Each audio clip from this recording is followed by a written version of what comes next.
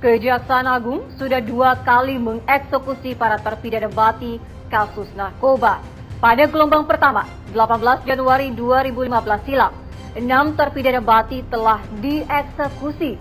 3 bulan kemudian, tepatnya 29 April 2015, pelaksanaan eksekusi mati jilid kedua kembali digelar. 8 terpidana mati merenggang nyawa di hadapan regu tembak. Berikut liputannya.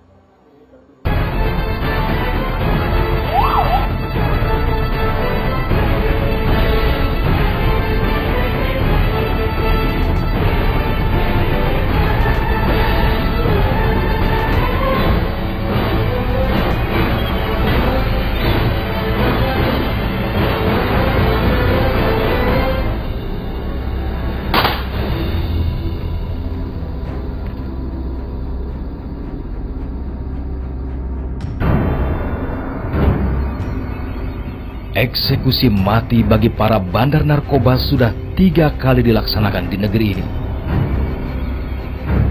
Dari 3 proses eksekusi ini, sudah 18 nyawa terpidana yang berakhir di ujung timah panas regu tembak. Sekedar mengingatkan, 6 terpidana mati yang dieksekusi di gelombang pertama pada Januari 2015, masing-masing Rani Andrian alias Melissa Aprilia, warga negara Indonesia. Namoana Denis, warga negara Malawi. Daniel Enemo, warga negara Nigeria. Ang Kim Sue, warga negara Belanda. Dan Tran Thi Bich Han, warga negara Vietnam. Sementara 8 terpidana mati yang telah dieksekusi pada gelombang kedua, masing-masing Martin Anderson, Zainal Abidin, Rahim Agbaje Salami, kemudian Rodrigo Gularte, Sylvester Obiquien Wallis, Okudili Ayotanse, serta 2 anggota Bali Nine, Yuran Sukumaran dan Andrew Chan. Pada pelaksanaan eksekusi mati tahap kedua lalu, pemerintah Indonesia sempat mendapat banyak tekanan dari dunia internasional. Namun, eksekusi tetap dilaksanakan.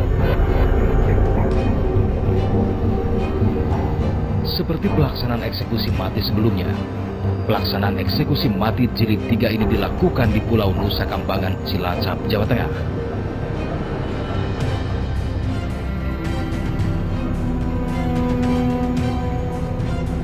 Berikut tata cara pelaksanaan eksekusi mati sesuai pasal 8 hingga 15 Undang-Undang Nomor 2 PNPS tahun 1964. 3 hari sebelum pelaksanaan eksekusi, terpidana mati sudah diberitahu agar dapat mempersiapkan mentalnya dan mendengar permintaan terakhirnya. Pasal 8, pembela terpidana atas permintaannya sendiri atau atas permintaan terpidana dapat menghadiri pelaksanaan pidana mati. Pasal 9, pidana mati dilaksanakan tidak di muka umum dan dengan cara sesederhana mungkin, kecuali ditetapkan lain oleh Presiden.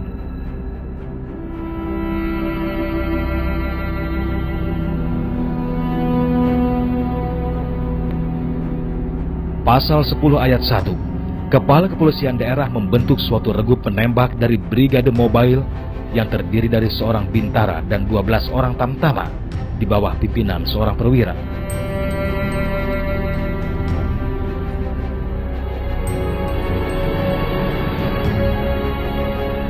Ayat 2, khusus untuk pelaksanaan tugasnya ini, regu penembak tidak mempergunakan senjata organiknya.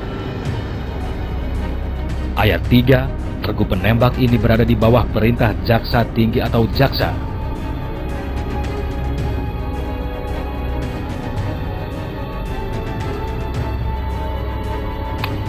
Kemudian di pasal 11 ayat 1 disebutkan, terpidana dibawa ke tempat pelaksanaan pidana dengan pengawalan polisi yang cukup.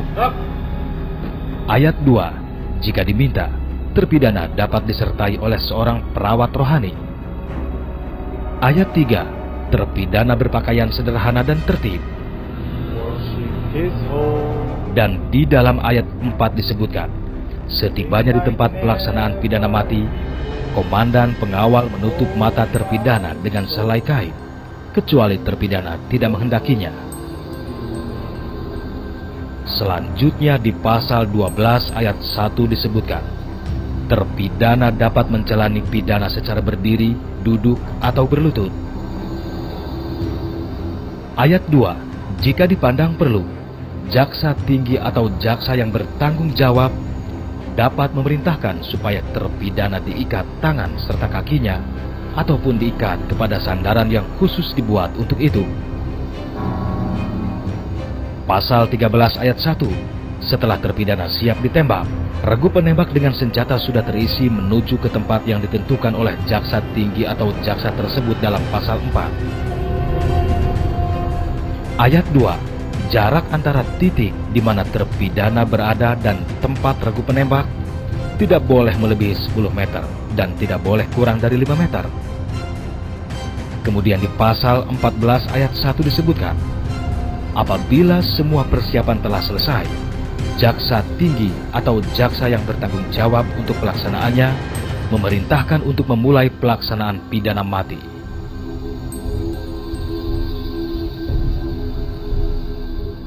Ayat 2, dengan segera para pengiring terpidana menjauhkan diri dari terpidana. Ayat 3, dengan menggunakan pedang sebagai isyarat, komandan regu penembak memberi perintah supaya bersiap.